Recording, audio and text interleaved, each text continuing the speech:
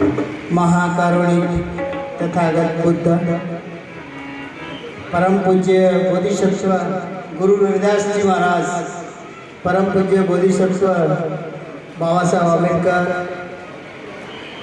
पूज्य बनते उपस्थित सभी आमंत्रित मेहमान और सबसे बड़ा जो कार्यक्रम के करता है प्रबुद्ध भारत फाउंडेशन के सभी मेंबर, उन सभी को जय भीम, नमो बुद्धाय। अभी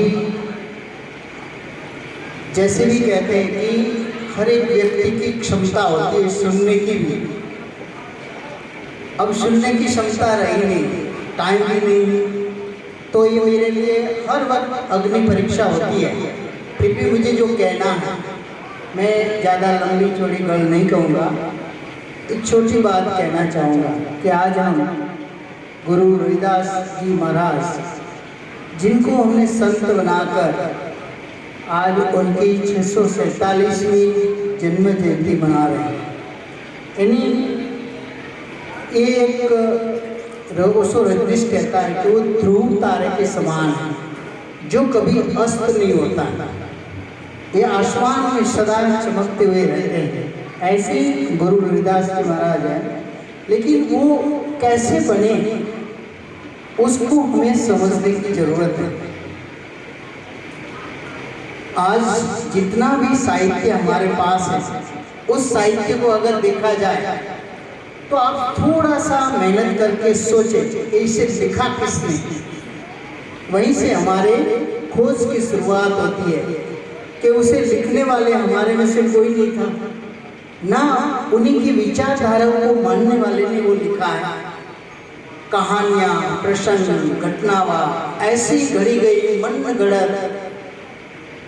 एक घटना तो मुझे बहुत दुखद घटना लगती है, जो चित्तौड़ में जब उनसे उनकी जनोई की परीक्षा ली जाती है और बोलते हैं कि उनके पास सोने की जनोई है ना, और वो छाती चीर के जनोई दिखाने की बात कहते हैं।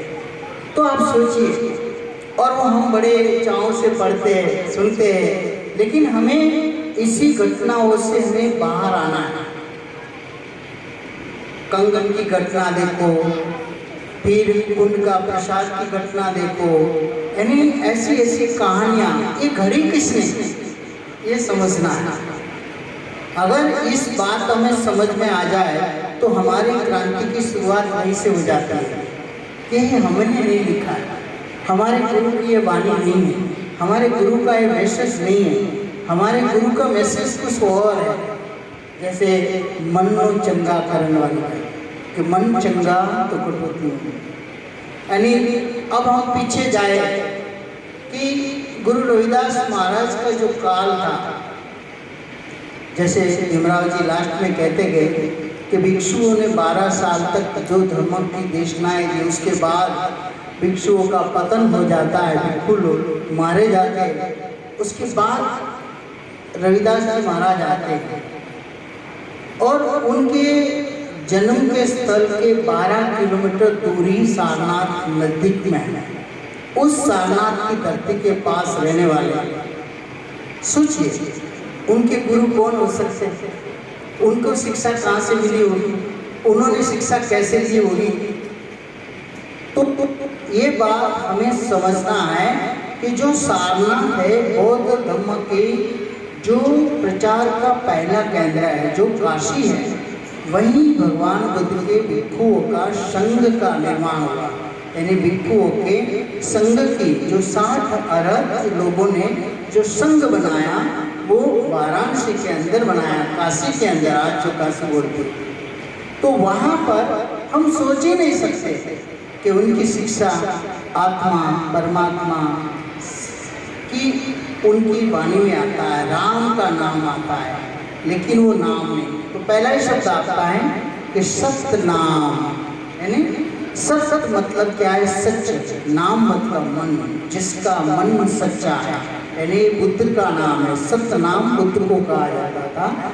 उसी की परंपरा को गुरु रविदास महाराज ने आगे चलाई और उसी परंपरा सत्य नाम से शुरू होगी। तो के कहते हैं कि हमारे मन में सच्चाई लाए बगैर हमारे जीवन में हम सच्चाई नहीं ला सकते। ये गुरु महाराज की वाणी है। तो उसमें एक और बात मुझे बहुत अच्छी लगती है, उन्होंने एक बात सुंदर कही है। इस बात की इस पद में ही गुरु रविदास महाराज का जो बताने का सार कहते हैं, द्रुत कारण दधी मथे सयान, जीवन मुक्त सदा निर्वाण।